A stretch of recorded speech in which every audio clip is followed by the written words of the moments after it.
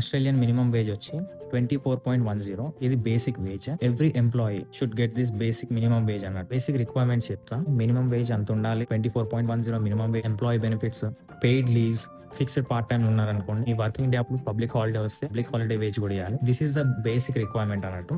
ఇట్లాంటి పాలసీస్ పెద్ద పెద్ద కంపెనీస్ అయితే ఫాలో అవుతాయి, like Woolworths, Coles. When it comes to international students, వీళ్ళకి రాగానే కొంతమంది పే చేస్తారు, ఇంకా కొంతమంది ఇంటర్నేషనల్ స్టూడెంట్స్ అయితే $15కి $16 కూడా వర్క్ చేస్తారు. మనం రాగానే మన అవసరాన్ని వీళ్ళు క్యాష్ చేసుకుంటారు. బట్ ఏం కాదు, మీకు ఎక్స్పీరియన్స్ వచ్చిన తర్వాత మీరు చెప్పినట్టే వాళ్ళు వింటారు.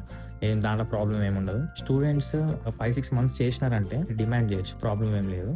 ఎందుకనంటే కొంతమంది various works, cleaning works, construction workers కానీ హార్డ్ వర్కింగ్ పీపుల్కి వాళ్ళు వేజ్ ఎట్లా రిసీవ్ చేసుకుంటారు అంటే $40 to $50 రిసీవ్ చేసుకోవాలి. కాంట్రాక్టర్స్ తీసుకుంటారు, తీసుకొని స్టూడెంట్స్ మాత్రం ఇంత పే చేస్తారు. మినిమం వేజ్ కూడా వేయలేదనుకోండి, మీరు క్వశ్చన్ చేయొచ్చు. ఎప్పుడనంటే మీకు ఫస్ట్ కొన్ని మంత్స్ అవసరం ఉంటుంది కాబట్టి మీరు సైలెంట్గా ఉంటారు, తర్వాత ఎందుకు ఉండాల్సిన అవసరం లేదు.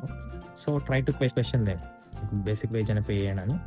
ఇవన్నీ ఎవరు ఫాలో కాదు. When it comes to fixed employees, వాళ్ళు ఇక్కడే ఉండి ఫుల్ టైం జాబ్ చేసి ఇంకా రెసిడెంట్స్ కూడా, వీళ్ళకి ఇవన్నీ అప్లికబుల్ చేస్తారు.